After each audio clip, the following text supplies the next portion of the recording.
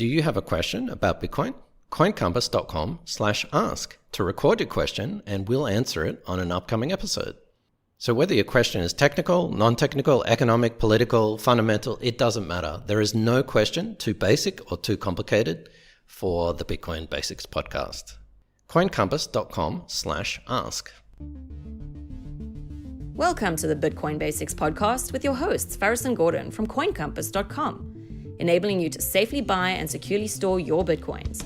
All resources are in the show notes and description, including our disclaimer. Visit bitcoinbasicspodcast.com to subscribe and discover other free content. Hello, listeners. Thank you for joining the Bitcoin Basics podcast.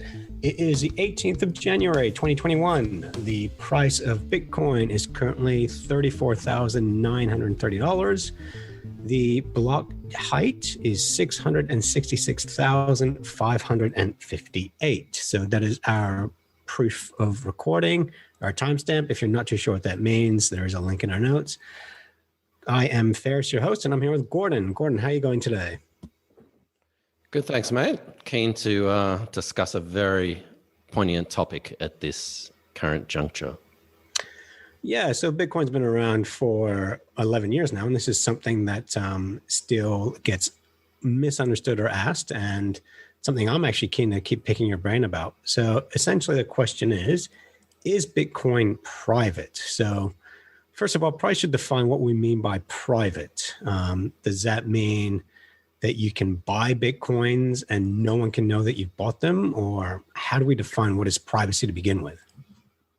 Excellent question. And without discussing that beforehand, that's actually what I wanted to go through, because it's actually the wrong question. Is Bitcoin private? No. Bitcoin is public. It's a public ledger. Every transaction on the Bitcoin blockchain is transparent. So it's actually, there have been many podcasts and articles written about this, but the answer is simple. No, Bitcoin's not private. It is the opposite of private, which is public. So the better question is Bitcoin anonymous? And I was trying to think of the antonym to anonymous. Some people say non-anonymous, or are you known or identified, whatever that is. But that's probably the better question. And that is sort of the short answer is maybe. If you enjoyed this podcast, please subscribe, like, and share so we can find others like yourself. So with that, because I think there's still an article today I saw somewhere saying that with Bitcoin going higher, it's just going to increase illicit activities like drug smuggling and all this kind of stuff. So is that something that you can use to hide funds or move money around without it being traced back to you? Can't you just buy Bitcoin on a wallet? So you can go into an exchange, buy 2 Bitcoins, don't have to prove who you are. And then you can actually move those Bitcoins around without it ever being, without that wallet being traced back to your person. Is that true? Yes and no. And like everything, and like this episode, the answers will be nuanced. I think the last thing you would want to do if you were a criminal, no judgment on what people want to do, but Bitcoin would be the last thing that you would want to use, because those transactions are public on the ledger. And so we really have 2 things at play here. One, we have the Bitcoin ledger, which is public and transparent. So individual transactions are anonymous.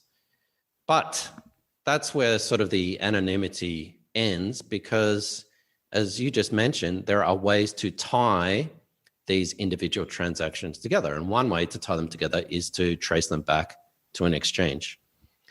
So we've got this notion of individual transactions being anonymous, public, not private. But for example, if you go onto Binance or Coinbase or whatever exchange with your KYC and you said buy Bitcoins anonymously, I don't know of any exchange nowadays where you can actually buy Bitcoins anonymously. You have to, at the very least, give your name, some sort of national ID or passport. And so every single time you send a Bitcoin transaction or receive a Bitcoin transaction, what's actually happening is the history of that transaction is completely public and completely known. So you may send me some Bitcoin, 0.1 Bitcoin, But as soon as you send me 0.1 Bitcoin, I can see the history of where that's come from. So I might, I obviously know you, I might not know you, but in the blockchain, I can actually go back, that those 0.1 Bitcoins could have come from an exchange, could have come from wherever, right back to how they were first mined. So every single Bitcoin transaction is what we call tainted, and it's tainted with a history. And that history might be random Bitcoin addresses, but eventually there's going to be some point where those Bitcoin addresses are tied to some kind of identity, whether that's buying Bitcoin on an exchange or buying a hardware wallet and having that hardware wallet to an address. So there's going to be some way that a three-letter agency or many of the blockchain analytics companies can tie those Bitcoin addresses to your real-world identity. So at some stage to buy Bitcoin, you had to use, say, a credit card or a bank account.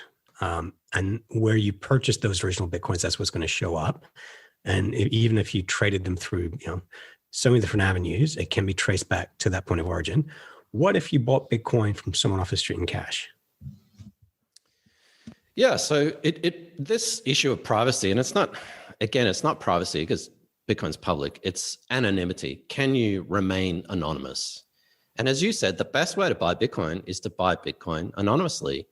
But don't buy it from an exchange where you have to give, a blood sample, a stool sample, and sacrifice 9 virgins. Buy it from someone. For anyone listening, it's not that bad. It's just like opening a bank account.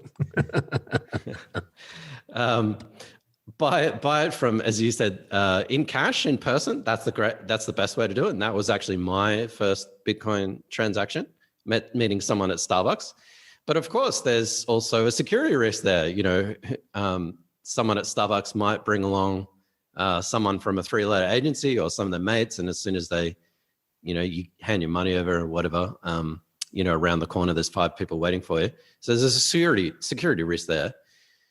The key is to buy Bitcoin with giving away as less amount of information as you can. Nowadays, that would be a peer-to-peer exchange or some sort of way to have a marketplace. And all that is happening is that marketplace is joining buyers and sellers. So something like Local Bitcoins, Paxful, and nowadays even Binance has a peer-to-peer exchange as well. So that really all you're doing is transferring money from your bank account to that person's bank account. So of course they know who you are, but the blockchain doesn't know who you are. So if that makes sense, there's sort of no tie from your Bitcoin address, sending or receiving, to your real world identity, except for that person that you're buying Bitcoins from. So if I'm understanding this right, when Bitcoins, or let's say Satoshis, are transferred from one person to another, one wallet to another, that's recorded on the blockchain. That's like an email going from one email address to another. But that email address doesn't have to have your name in it. So no one knows you own that email address. Same thing with Bitcoins. You can have a wallet. No one knows that wallet's yours, but it's recorded. But where you originally bought Bitcoin, if you got it from an exchange, you had to provide a credit card or you had to do it from a bank account. And that can be traced back to you. But if you bought in cash or if you bought peer-to-peer, and with peer-to-peer, you avoided banks somehow, then yes, you can buy Bitcoin anonymously. Is that the case? Yes. So meeting someone in person, you hand over cash, $1,000 worth of cash. They transfer Bitcoin to your, say, for example, mobile wallet. They don't even know your name. You just, however you communicate or Signal or even email or whatnot. Then you've bought Bitcoin anonymously. Same with bank transfers. But again, you're still, without being paranoid, you're still actually giving away the entire history of that transaction. And if someone wanted to, and they were determined enough, which 99.99% they're probably not, they could actually they could actually trace that history of all those Bitcoins to someone. And we're not also talking about the present day or in the past. we're also talking about 10 years in the future. So your Bitcoin that you bought in cash may be anonymous now. You've kept it in your hardware wallet, for example, but in 10 years' time, when maybe rules and regulations change, you need to transfer that back to a Bitcoin exchange. Then you've actually de-anonymized yourself, and that Bitcoin is now known to be yours. So it's easier to privately purchase small amounts of Bitcoin where you're using cash. And as you illustrated in your story before, which I think personally the most heinous part of what you did was you walked into a Starbucks. Lost a lot of respect for you there, Gordon. I didn't buy any coffee. I think that's because they don't sell coffee. They sell sugared water. That's true. So yes. You can do it in small amounts, but as Bitcoin becomes just more mainstream, it will get harder and harder for people to transact in Bitcoin privately. And if they wish to do so, they can really only do so person to person using cash. And cash, as we know, is actually the most private anonymous vehicle out there. Yeah, I mean, we're basically getting rid of cash. We're creating these cashless societies. So, I mean, probably in a few years' time, you won't be able to use cash. Maybe you'll be able to use other things as a method of payment. I think people need to think about where they're buying their Bitcoin from. And again, depending on your jurisdiction, maybe that's fine. Maybe you're okay with telling your relevant 3-letter agency, your tax office, that you've bought Bitcoin and you're going to claim it, and that's fine. But for other people, it's not fine. You want to keep that private. You want to keep that secure. But here's a question for you, I guess. Let's say you have bought Bitcoin. So you bought Bitcoin on Coinbase, Binance, whatever exchange, Bitstamp. You've registered yourself, with your passport and ID and whatnot. So that is known to only that particular exchange. So those transactions on the blockchain aren't linked to your actual account. So only Bitstamp or Coinbase or Binance knows that. And let's be honest, 3-letter agencies definitely have their hooks into those exchanges. But let's say you bought Bitcoin and you transfer them to your cold storage device, your hardware wallet. Is that it? Have you tainted yourself forever? Or do you think there are other things that you could do perhaps to anonymize yourself? Well, if you've purchased those Bitcoins, and this is where it can get tricky because, and I know this has happened to some people, is they say, well, I lost my Bitcoins. Like, for some reason, the government says you owe us revenue, taxes on those Bitcoins. Say, well, no, I've lost them. And you can easily lose Bitcoins. We've covered that in this podcast several times. Well, how do you prove that you've lost something? How do you prove you no longer own something? So there's one issue there. As you mentioned, if you move it to a cold storage device, at some point, I presume you'll want to cash in something at some stage. Taxes on Bitcoin governments are still working on that. There's still no uniformity within governments on Bitcoin. Some countries it's double tax as a currency and as a capital gain. So it is complex and you just have to prepare for it. I don't actually have an answer for that question because I don't think you can avoid it because, as you said, Bitcoin is not private. It is actually the most transparent technology, the most transparent currency that there is. And we have covered this a little bit. I don't want to get into this today, but there's a potential for the Bitcoin blockchain to replace transcripts like deeds to real estate or university transcripts, this kind of stuff. Don't want to debate that here. I think we've done that before. But to answer your question, Gordon, I don't know, but I don't think so. I don't think you can get away from, hiding your Bitcoins unless you've lost them and that puts you in a quandary where you have to prove that you've lost your Bitcoins, which we don't want people to do, obviously. Yeah, well, you can't prove a negative. You can't prove something that you don't have.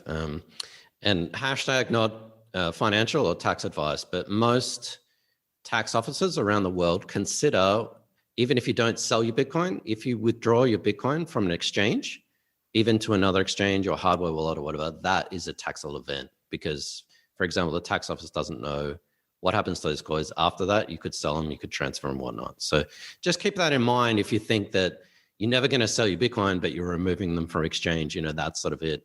That's probably considered a taxable event.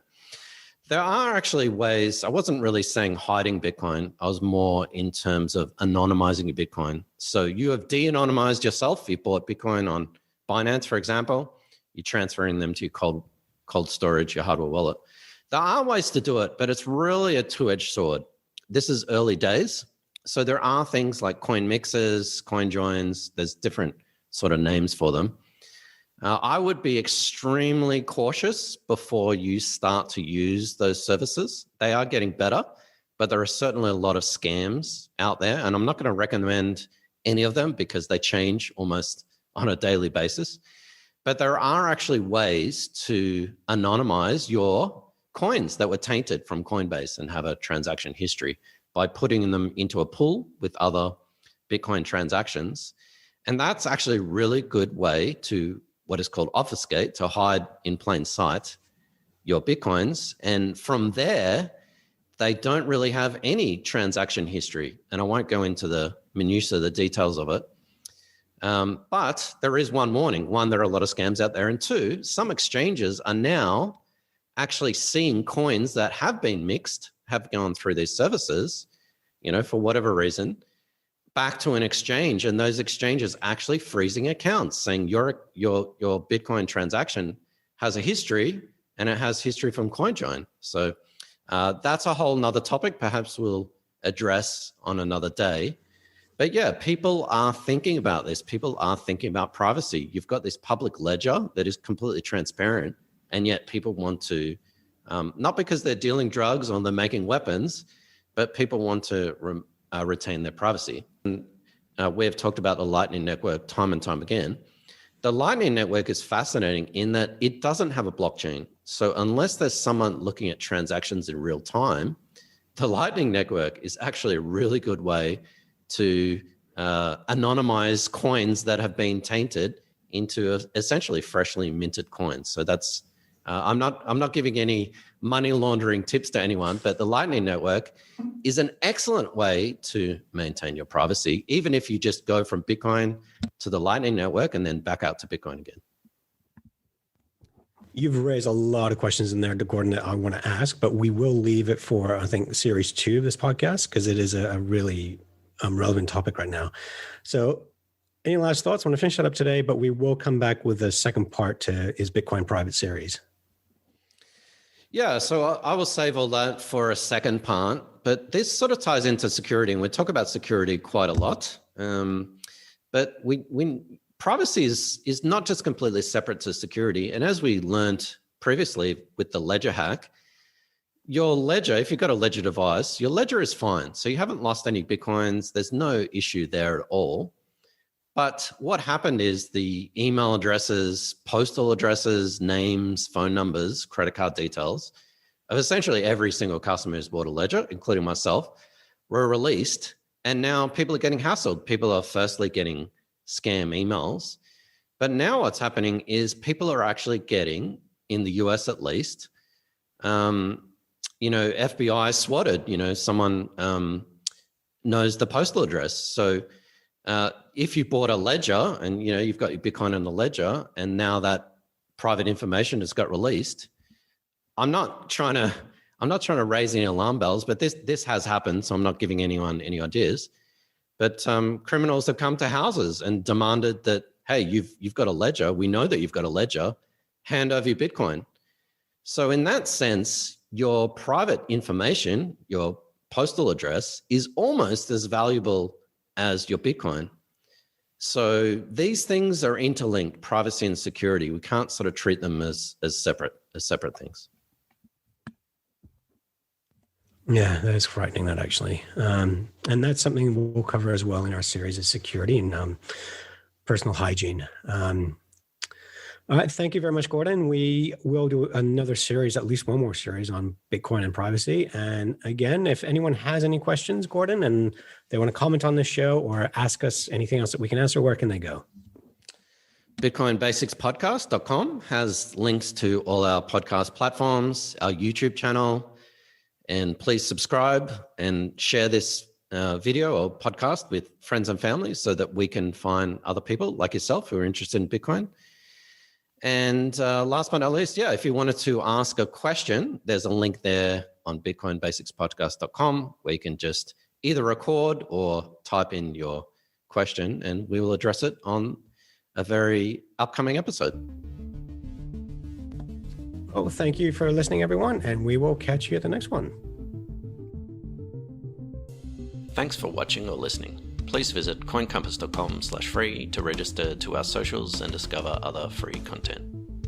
Subscribing, liking, and following helps this content remain ad-free. Until next time.